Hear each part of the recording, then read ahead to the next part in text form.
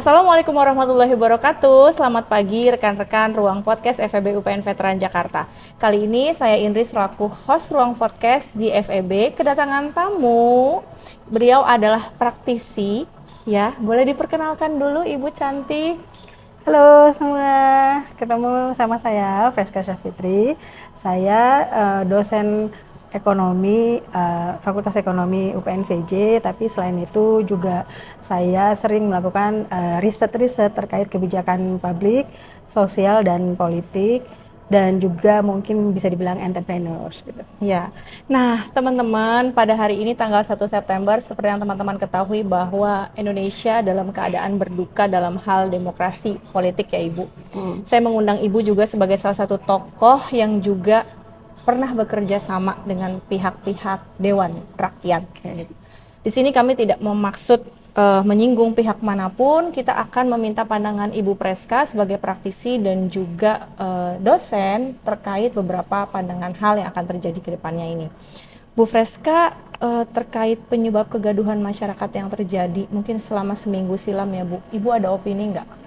Oke, mungkin kalau kita lihat, kita mulai dari tarik ke belakang ya, sebenarnya ini akumulasi. Jadi kegaduhan ini sebenarnya tidak terjadi serta-merta, tidak terjadi secara tiba-tiba. Jadi mungkin ini terjadi karena pada saat sekarang itu tekanan ekonomi semakin tinggi, masyarakat merasa semakin tidak mampu memenuhi kebutuhan pokoknya. Dan di sisi lain juga narasi-narasi yang ada di luar, narasi-narasi yang ditampilkan oleh pejabat-pejabat atau mungkin policy makers kita itu tidak memperlihatkan empati. Jadi itu yang akhirnya membentuk mereka untuk mengguncang mereka beramai-ramai untuk melakukan hal-hal yang akhirnya di jalanan seperti menyampaikan suara mereka secara mungkin secara bersama kolektif seperti itu. Ya. Jadi sebenarnya kegaduhan ini memang bukan didasari dari rakyat sepenuhnya ya Ibu ya, tapi ada beberapa pemicunya juga dari para, kalau kita bilang, saya bisa nggak nih katakan politikus yang mungkin kurang bijak Bu berkata? Nah, mungkin kalau misalnya sekarang ini kan kita sudah di era teknologi ya. Iya. Nah, kalau misalnya kita lihat lagi, misalnya demonstrasi atau demo itu sebenarnya wajar di negara manapun itu terjadi. Tapi permasalahannya adalah ketika pembuat kebijakan itu apakah dia mau mendengarkan, apakah dia mau mengajak mengkoreksi diri seperti itu. Nah, apalagi sekarang dengan adanya teknologi. Kalau kita lihat lagi misalnya kita juga pernah ada demo seperti ini tahun 98 ya. Tapi itu mungkin beda, kesamanya adalah karena itu mahasiswa yang berjuang juga, dan pada saat itu juga di seluruh beberapa kota di Indonesia. Nah, dulu waktu itu kita memperjuangkan otoritarianisme gitu loh. Nah, sekarang ini di era demokrasi. Nah, ini yang sebenarnya demo itu boleh-boleh saja, tapi apakah sekarang harus dilakukan seperti dulu? Kan tidak, karena zaman juga udah berubah. Dan Ibu mungkin tahu Gen Z juga pola berpikirnya, pola bersikap, dan mereka lebih suka dialog seperti itu. Jadi tadi memang banyak faktornya ya Bu ya, tidak hanya dari masyarakat yang merasa dikesampingkan suaranya, beberapa politikus juga yang harusnya jauh lebih bijak untuk berkata ya Ibu ya. Nah Bu, melihat Ibu melihat kepada aksi massa Bu sekarang, udah masuk ke penjarahan, beberapa rumah-rumah yang anggota DPR yang mungkin kita lihat juga yang disinyalir menjadi penyebab awal ya kalau kata masyarakat. Ibu, apakah memang harus seperti itu aksi masyarakat menurut Ibu sebagai akademisi? Kalau saya lihat mungkin gini, setiap demo itu pasti ada peluang untuk ditunggangin oleh pihak lain yang tidak bertanggung jawab. Dan kalau saya lihat misalnya gini, sebagai mahasiswa itu adalah penjaga moral bangsa seperti itu ya. Nah, harusnya mungkin kalau saya yakin mahasiswa itu dia harus menjaga moral bangsa secara nurani dan tidak akan melakukan kekerasan.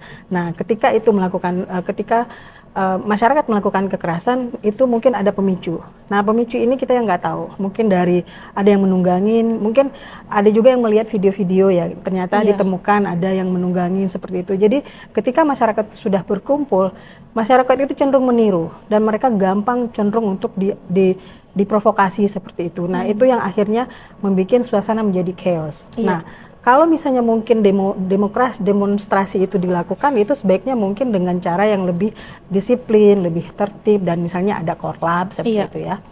Nah, terkait tadi yang Ibu sampaikan, oke, demo boleh ya Ibu ya, gitu di berbagai negara juga banyak ya. Saya juga melihat CV Ibu merupakan salah seorang diploma ya Ibu dulunya ya. Diplomat, benar ya, ya. diplomat ya. Dan Ibu juga sebenarnya punya background pernah kuliah di luar negeri, salah satunya di negara Jerman. Ibu pada waktu Ibu bersekolah di sana atau sepanjang hidup Ibu berselancar ke negara lain, gimana sih Ibu melihat sikap demonstran masyarakat? Kita bandingin ya Bu, kita nggak bilang bahwa Indonesia anarkis yang buruk ke arah, tapi kan tadi ada penyebabnya. Tapi mungkin ada pandangan lain bagaimana cara pendemo di negara lain, Ibu. Kalau dulu mungkin waktu zaman saya kuliah juga masyarakat atau mahasiswa itu juga punya demo. Jadi mereka itu demo dengan tertib dan disiplin. Dan mungkin yang perlu kita kita tingkatkan adalah kesadaran kalau mahasiswa itu punya suara gitu. Jadi yang diharapkan itu bukan hanya kita punya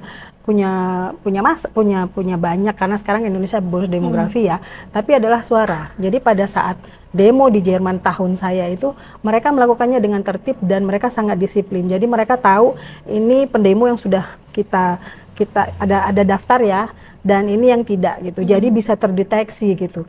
Jadi kalau sekarang di Indonesia itu kan mahasiswa demo, mungkin mahasiswa universitas A, B, C, tapi mereka hanya dapat surat demo doang, tapi tidak tahu siapa yang akan demo. Nah, itu yang jadi permasalahan. Makanya mungkin besok harus lebih terorganisir, harus lebih disiplin, dan harus pakai data. Jadi mereka demo itu dengan membawa data. Atau mungkin kita bisa pakai data apa aja ya Bu. Ini ada datanya dan mereka berorasi di situ. Nah, itu yang demo yang sebaiknya dilakukan. Jadi masukan yang baik ya gitu untuk pemerintahan juga, tata kelola yang jauh lebih rapi supaya tadi pendemonstran juga tidak terkesan huru-haranya saja dan lebih tersampaikan ya keluhan-keluhannya. Ibu tadi Ibu sampaikan bahwa zaman sekarang ini komunikasi udah makin masif ya Bu, terutama di media sosial, salah ngetik dikit, salah ngomong sedikit langsung cepet banget gitu ya. Gaya komunikasi apa sih Bu yang harusnya dimiliki oleh para aparatur hukum dan juga para dewan perwakilan rakyat agar mampu terserap dengan baik ke masyarakat? Pertama itu mungkin kalau dari sisi anggota dewan, sebenarnya saat ini itu saat untuk mereka bisa merefleksikan sebenarnya apa yang sudah terjadi ya. Nah, mungkin mereka bisa berempati. Cara komunikasi yang kalau dilihat dari teori komunikasi itu harus mungkin adaptif, mungkin juga penuh dengan empati dan juga terbuka. Tapi jangan defensif, karena ketika rakyat itu mengeluh, yang harus dilakukan adalah mendengarkan gitu. Karena kita lihat kan setiap 5 tahun suara kita pasti diterima gitu ya. Nah, permasalahannya sekarang suara yang sudah kita pilih untuk misalnya A, misalnya seperti itu, apakah setelah itu mereka memaintain hubungan dengan kita, berdiskusi dengan kita? Nah, itu yang masih harus di Indonesia dikuatkan, karena kita juga mungkin masih proses demokrasi ya. Iya. Nah Bu, tadi kalau Ibu lihat ya, kalau yang dari arah saya berdiskusi dengan Ibu tuh, harusnya kan memang ada ruang terbuka publik yang masyarakat itu bisa menyampaikan gitu ya. Tapi dengan kondisi yang sekarang yang udah media sosial udah banyak, apakah masih dilihat ada space kosong Bu untuk ruang terbuka publik yang tempat menyampaikan pendapat para mahasiswa tadi atau pendemonstran lainnya? Untuk misalnya para mahasiswa atau pendemo itu memang mereka bisa menyampaikan di mana saja. Jadi tidak harus di gedung. Karena misalnya gini, kalau tidak ada ruang menyampaikan pendapat di gedung, maka jalananlah jadi kuliah nurani mereka. Nah, itulah yang terjadi. Nah, sekarang dengan terjadinya teknologi, beralih ke media sosial, teknologi media sosial yang artinya hitungan detik saja semua orang sudah berkumpul seperti itu.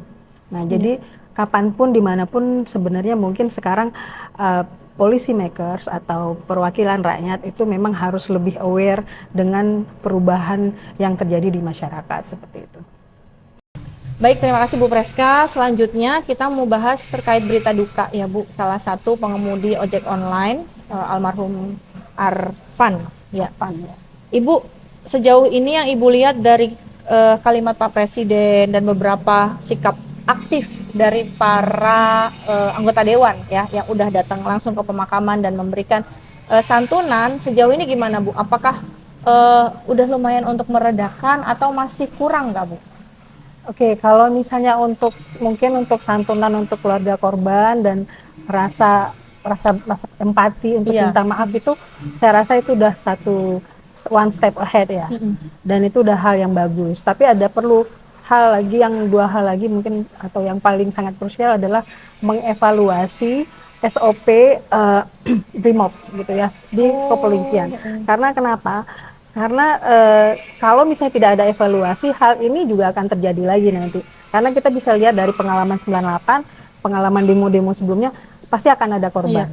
Nah, ini yang harus dievaluasi. Karena kita lihat juga, mungkin kita bisa melihat mungkin negara lain ya, kalau misalnya kita mau belajar gitu. Contoh misalnya tahun 2020 itu kan ada yang Black Lives Matters itu Bu.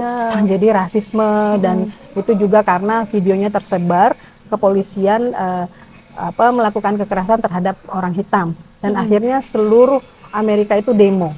Nah, ada beberapa negara bagian yang mungkin pakai air mata, gas air mata gitu ya. Tapi ada juga negara bagian yang akhirnya mereka melakukan namanya de-escalation, artinya mereka melakukan diskusi biar konflik tidak memanas. Dan mereka memberikan pelatihan kepada kepolisian bagaimana agar tidak terjadi kekerasan, melakukan training pendekatan humanis ya. Karena itu yang paling penting sekarang. Gitu. Jadi memang harus dua arah ya Bu, yang namanya komunikasi ini bisa diterima sama masyarakat, dan dari aparaturnya juga harus ada upaya untuk memperbaiki komunikasi. Nah Ibu, kita mendengar berita bahwa masih sampai dengan tanggal 4 September ya teman-teman, hari ini 1 September, dan sampai dengan 4 September masih kemungkinan ada aksi demonstran. Kira-kira ada yang mau Ibu sampaikan pesan kepada mahasiswa dan masyarakat lainnya agar ya silahkan saja berdemo, tapi tetap harus menjaga keamanan, terutama jangan sampai merugikan pihak-pihak lain yang tidak bersalah. Oke, mungkin kalau untuk mahasiswa ya, karena saya sebagai dosen, sebagai masyarakat dan juga sebagai orang tua gitu ya. Demo itu boleh, karena memang masyarakat atau mahasiswa itu adalah masyarakat yang punya hati nurani, yang masih bisa berpihak tanpa ada kepentingan lain-lain gitu ya. Nah, jagalah negara dengan jadi penjaga moral untuk Indonesia. Tapi jangan asal demo gitu. Demo sebagai seorang mahasiswa itu harus lebih intelektual gitu, dengan data, dengan disiplin, dengan koordinasi yang bagus. Nah, itu yang harus dilakukan. Jadi jangan hanya asal demo dan marah dan merusak, karena ketika terjadi perusakan itu yang rugi pasti orang-orang yang telah kita bela, misalnya UMKM. Contoh sekarang dengan perusakan itu kurs dolar menjadi naik ya, rupiah menjadi naik. Pasar falas juga jadi crash gitu kan. UMKM juga kasihan, mereka takut keluar gitu. Terus fasilitas-fasilitas umum yang mungkin biasanya saya suka naik MRT ya. Jadi sekarang saya juga takut gitu. Yang dirugikan kita sendiri. Dan Indonesia itu terlalu besar. Karena sebenarnya kalau dilihat, mungkin kita bisa lihat dari kajian OECD, kajian UN, tanpa pemerintah melakukan apapun, Indonesia itu 10 tahun, 20 tahun ke depan itu akan menjadi salah satu ekonomi terbesar.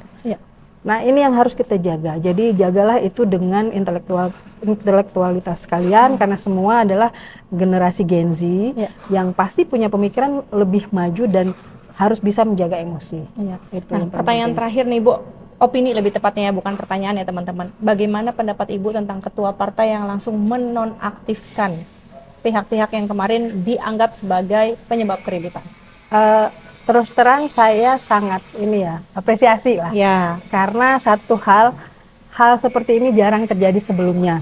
Maksudnya kalau misalnya dulu ada yang protes itu pasti didiamkan. Tapi setidaknya at least udah ada itikat baik untuk mendengarkan. Itu dulu dari policy makers. Kalau mereka sudah mau belajar mendengarkan, nanti next step-nya adalah belajar untuk introspeksi. Karena sekarang ini sifat kepemimpinan itu tidak hanya monolog, tidak hanya dari atas ke bawah, tapi yang sekarang ini adalah saling berdialog.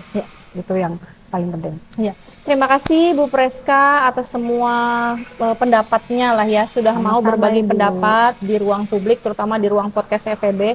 Semoga kedepannya mahasiswa juga bisa semakin bijak yang berdemo ya, mahasiswa Ya. kita juga yang ikut-ikutan demo juga insya Allah selamat ya Ibu ya, kita Selamat doakan dan ya. keadaan ekonomi serta politik di Indonesia jauh semakin lebih baik lagi. Sekali lagi terima kasih teman-teman yang sudah menonton ruang podcast FEB hari ini. Saya Indri pamit undur diri. Wassalamualaikum warahmatullahi wabarakatuh. Waalaikumsalam warahmatullahi wabarakatuh. Ya.